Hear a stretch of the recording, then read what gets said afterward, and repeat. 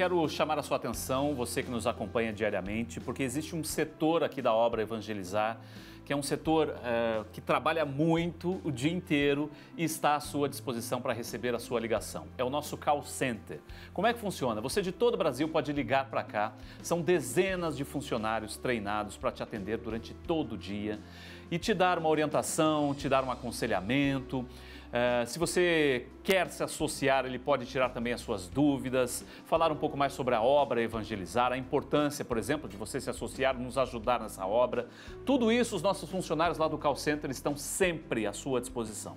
O telefone está aí para você, 41 3221 6060. Ligue para cá se você está precisando de alguma coisa, quer ajudar alguém de alguma forma, ligue para cá para o nosso call center te orientar. O pessoal está lá esperando a sua ligação, você de todo o Brasil.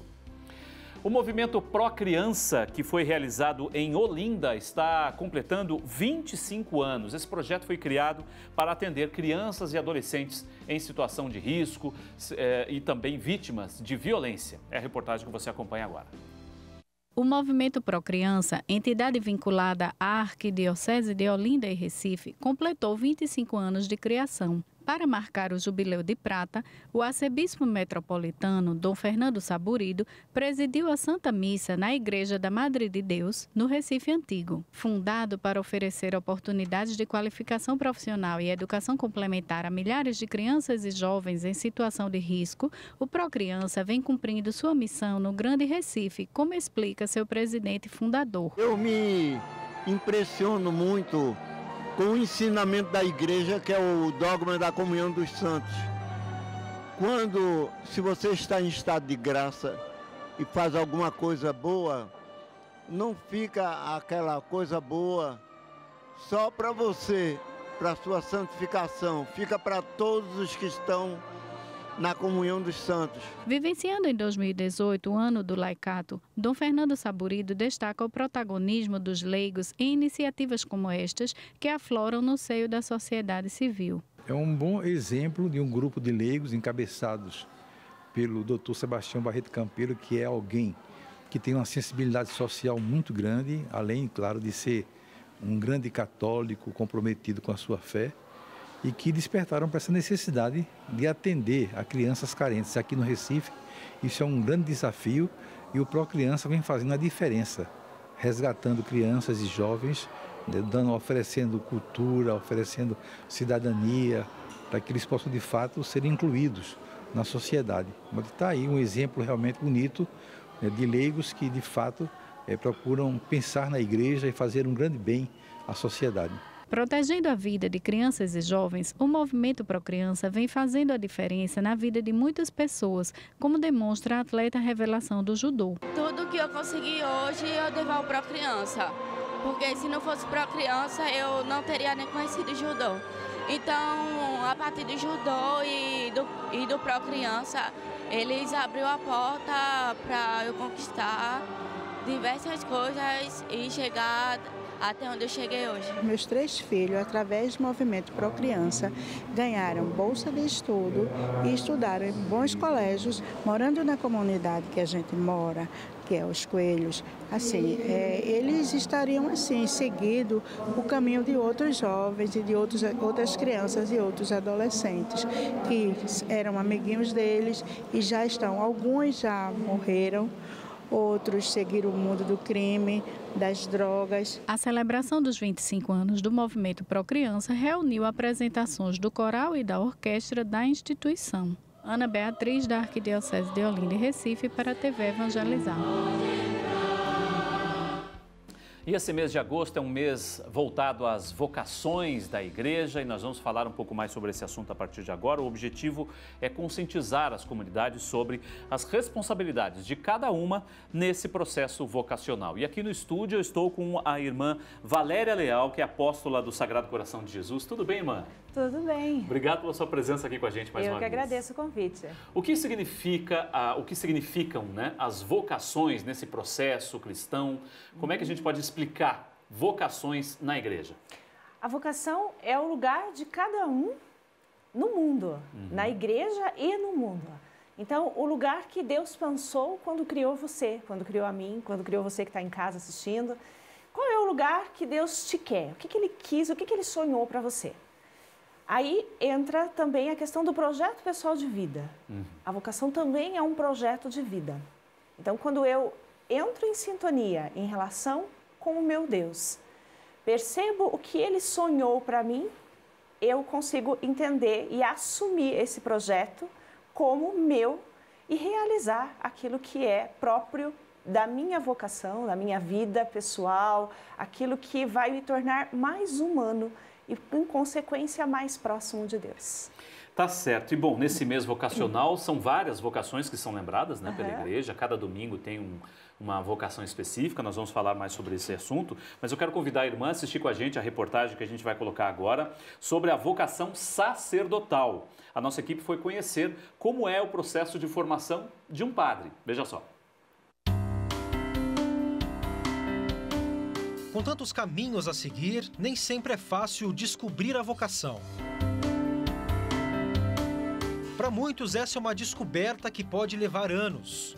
Uma decisão construída degrau por degrau. Fui coroinha, servidor do altar, e depois fui catequista também, até que veio o chamado dos padres, né, para ir conhecer o seminário, para descobrir como que é o seminário, né, fazer os encontros vocacionais. Todo homem procura a felicidade e a vocação, o discernimento, né, a descoberta da vocação é parte central nesse processo. Padre Fabiano sentiu chamado ao sacerdócio ainda na infância.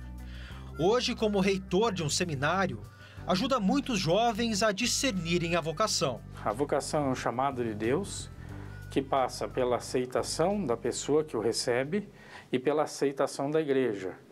Então, eu aqui também represento a igreja como aquele facilitador e cooperador que procura fazer com que aqueles que receberam o chamado de Deus e querem dar uma resposta, vejam se eles podem pôr isso a serviço da igreja para a construção do reino de Deus. O tempo de seminário é uma fase decisiva para quem se sente chamado à vida sacerdotal. É aqui que ocorrem todas as etapas do processo de formação de um padre. E é também onde os candidatos descobrem se estão mesmo no caminho certo. A formação dura em média 8 anos.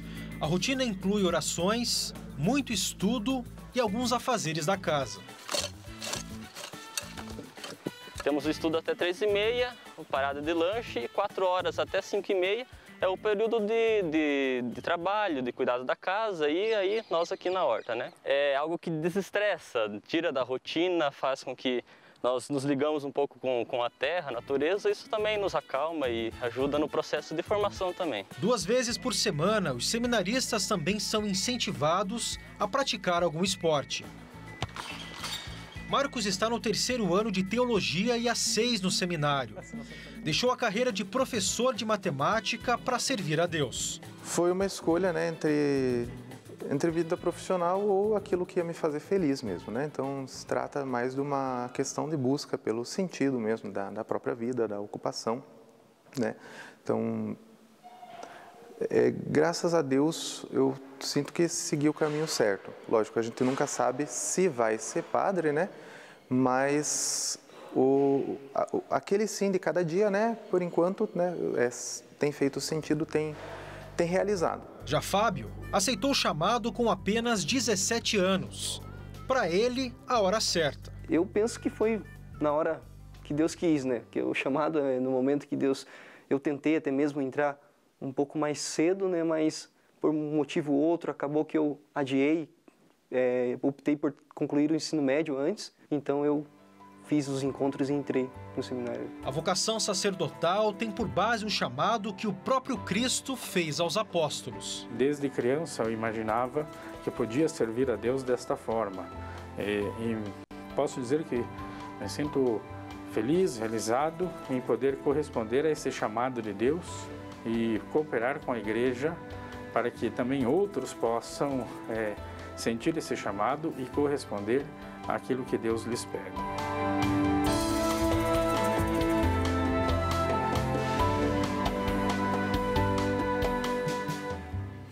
Tá aí a reportagem então do Luciano mostrando um pouco desse processo de formação. Estou aqui com a irmã Valéria para falar um pouco mais sobre essas vocações. Já quero perguntar para a irmã como é que você descobriu a sua vocação também, irmã? Que é uma curiosidade que todos têm, né? Ver um irmão, um padre, mas como é que você descobriu que você tinha essa vocação? Então, a minha família sempre foi muito envolvida com a comunidade eclesial. Só que na minha comunidade não tinham religiosas, era só o padre diocesano mesmo, só que por outro lado havia muito dinamismo dos leigos, até esse é o ano do leigo, é uma vocação também importante. Então havia muito protagonismo, muito dinamismo, muita vida e quem levava para frente era o leigo. Quando eu conheci a primeira irmã, que era apóstola, né, eu a conheci numa ocasião que nós celebrávamos o aniversário do nosso pároco, que ele era ligado à Pastoral da Saúde, e na ocasião as irmãs trabalhavam na minha cidade, num hospital que havia lá. E ao vê-la, e ela me questionou se eu gostaria, já tinha pensado em ser irmã, a primeira resposta que eu dei foi não, eu nunca tinha pensado, porque eu nem conhecia, né? E daí eu, depois conhecendo um pouco mais as irmãs, fui até a casa delas, fui ver como elas viviam, qual era o trabalho delas, me começou a abrir-se possibilidades de maior doação para a igreja, porque eu sempre fui muito apaixonada pela igreja. A gente já participava há muito tempo de vários movimentos, várias pastorais, tinha muitos cursos bíblicos também, eu era apaixonada por aquelas cartas de São Paulo e pela vocação de Paulo. Então tudo isso foi inspirando até que eu realmente me decidi por fazer caminhada na vida religiosa. Muito legal. E lembrando que cada domingo, né, vai ter enfim, um tema específico dentro dessa questão das vocações, cada domingo de agosto. Então, por exemplo, nesse primeiro domingo agora, que está no próximo fim de semana, vai ser celebrado o sacerdócio e os ministérios ordenados. Aí no segundo, matrimônio, né, junto à Semana da Família. No terceiro, a vida consagrada. E por fim, no quarto domingo, a vocação dos leigos. Então é um processo todo que envolve toda a família, a gente pode dizer, não é, irmã? Ou seja, a família toda pode descobrir a sua vocação para, de certa forma, ajudar no trabalho de evangelização da igreja. Com certeza. Na igreja tem lugar para todo mundo, né? E cada um com a sua forma. Então, é por isso que eu dizia, a vocação é o lugar que Deus sonhou para você, no mundo e na igreja. Então, até agora o resgate que o Papa Francisco tem feito é justamente de entender também a família como vocação, o matrimônio como vocação. O ano do leigo vem colocar nessa nova perspectiva também. Nova perspectiva não, na verdade vem resgatar essa ideia de o leigo também ser chamado a assumir o projeto de Deus na sua vida, né? Na igreja e no mundo, porque no caso nós religiosos, os padres, os presbíteros estão mais comprometidos com a igreja em si. E os leigos devem ser esta presença no mundo. Então, por um tempo, por que eu falo isso, né? Porque por um tempo ficou um pouco restrito a ideia de vocação a um chamado especial que seria a vida religiosa e o sacerdócio, né? Mas hoje a igreja vem retomando e não é assim. Na verdade, a vocação, ela é aquilo que Deus sonhou para cada um dentro das suas condições humanas, da sua caminhada espiritual. E claro, é a gente que tem que responder. Assim como nós podemos escolher a vida, a morte, o pecado ou a bênção, a gente também pode escolher assumir para si esse projeto de Deus ou não. Aí eu pergunto, o que é o melhor? Tá certo. E o arcebispo de Curitiba, aqui na TV Evangelizar, o Dom Peruso, também falou sobre esse tema vocações. Vamos acompanhar. Ninguém diz profissão pai, profissão marido, profissão mãe. Isso é vocação. Pode ser profissão, professor, engenheiro, construtor, modo de fazer, modo de ser, uma maneira de relacionar-me. E no caso da vocação, uma maneira de relacionar-me com Deus. E a resposta que dou a Ele move-me a ir ao encontro do outro e manifestar-me, portar-me como discípulo do Senhor. Bom, esse foi um trecho do programa Pausa para a Reflexão com o Dom José Antônio Peruso, né, arcebispo de Curitiba. Fala um pouco mais sobre esse tema também. e, de certa forma, para orientar a pessoa a descobrir aquilo que ela pode produzir, né, em prol da igreja, né? O que não é fácil também esse processo de descobrimento, né, de autoconhecimento, né, irmã? Com certeza. Aí, até ele falava, né, de uma relação com Deus. Né? E para descobrir o que Deus quer, a gente tem que conversar com Ele. Sim. Então, a vida de oração é importante, a leitura do Evangelho é importante. Só que, assim, a vida de oração, ela nunca é para a gente mesma. Então, a gente, quando escuta Deus, o nosso ouvido também fica treinado, vamos dizer assim, para ouvir o outro, para ouvir a realidade. Então, a gente vai se tornando sensível a Deus e ao próprio mundo. Por isso a gente consegue responder com mais consciência e entender o que Deus quer de nós. Porque as necessidades do mundo também gritam uma resposta e talvez a resposta que Deus esteja dando à necessidade do mundo é a minha, é a sua vocação. Tá certo. Irmã, muito obrigado pela sua participação aqui com a gente, por contribuir aí com esse assunto tão importante que é falar de vocações, que é uma coisa que mexe com o dia a dia de cada um. Muito obrigado. Imagina, eu que agradeço pela oportunidade de estar aqui. Deus abençoe. Irmã Valéria conosco, a gente fica por aqui. Muito obrigado pela sua companhia, pela sua audiência. O Fé na Vida volta amanhã. Um beijo, um abraço, até amanhã. Valeu, tchau.